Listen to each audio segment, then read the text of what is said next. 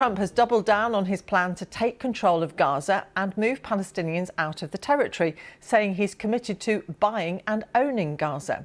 The comments have already provoked reaction from Hamas, which governs Gaza. The group says Palestinians will foil any attempt to displace them. Let's listen to those comments by the president aboard Air Force One. It's a big mistake to allow people, the Palestinians or the people living in Gaza, to go back yet another time.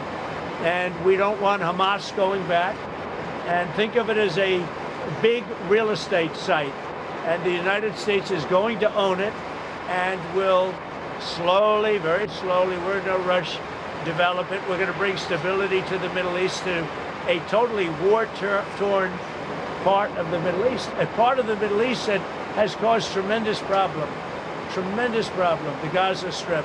And we'll own it. It's totally demolished right now. It's a demolition site. It'll be reclaimed. It'll be leveled out, fixed up. There won't be anybody there. Hamas won't be there. We'll be building through other of the very rich countries in the Middle East. They'll be building some beautiful sites for the people, for the Palestinians to live in.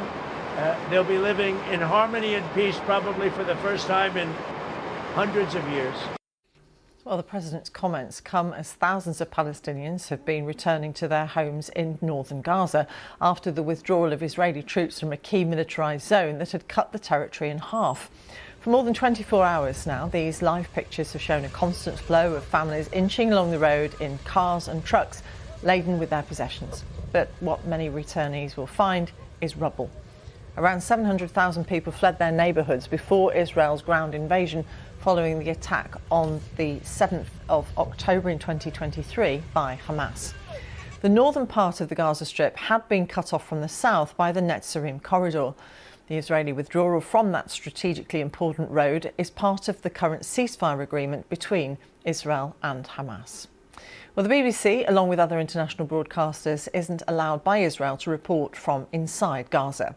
Our Middle East correspondent Yolande Knell is in Jerusalem and spoke to us about President Trump's most recent comments. This has already caused an awful lot of shock internationally.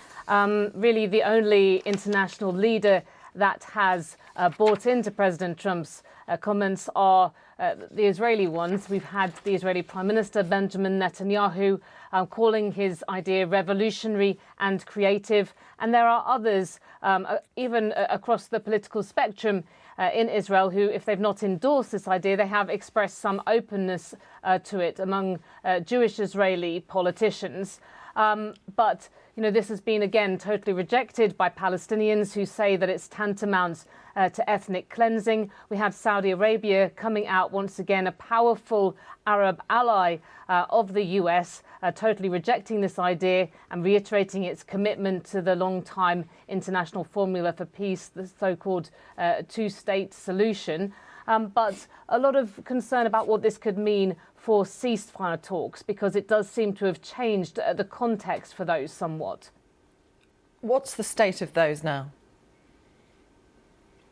So there is an Israeli negotiating team that has gone along to Doha, Qatar, of course, being this important regional mediator. But while these talks are supposed to move on to discussing the next stage of the ceasefire, which would see a more permanent end to the fighting, the return of remaining Israeli hostages, according to Israeli media, the negotiating team in Doha is not mandated to discuss that at this point. They're waiting in particular for an Israeli cabinet meeting now that the Israeli Prime Minister is back from his trip to Washington. That's expected to take place tomorrow.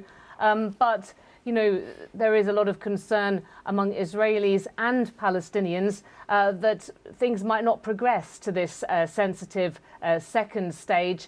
Hostage families in particular have been coming out in the past couple of days saying that the scenes that were witnessed on Saturday when these 3 Israeli hostages were returned looking emaciated. They have talked about other hostages that they were held with that remain in desperate conditions in Hamas tunnels, and they're saying that they desperately want to bring all of the hostages home. They're worried that that could be jeopardized. Palestinians, many people are also, of course, very worried about the possibility of a return to fighting. Yolande Nell in Jerusalem. China has imposed retaliatory tariffs on the United States, targeting $14 billion worth of goods, triggering fears that the world's two largest economies are on the brink of a trade war. Beijing promised the tariffs last week after Donald Trump announced a 10% levy on all products entering the US from China. Our China correspondent Laura Bicker explains what the authorities in China are saying about why they chose this particular response. Well, China has imposed tariffs of 15% on US coal and US liquefied natural gas, and also a 10% levy on crude oil and large vehicles and also agricultural machinery. Now, when it comes to the official response, China's foreign ministry has not wavered in the last 2 weeks. It has said repeatedly that it does not, it opposes these tariffs, and also that it would like Washington to negotiate and enter dialogue. That has been the repeated message from the Foreign Ministry, and it was repeated again today in the latest briefing.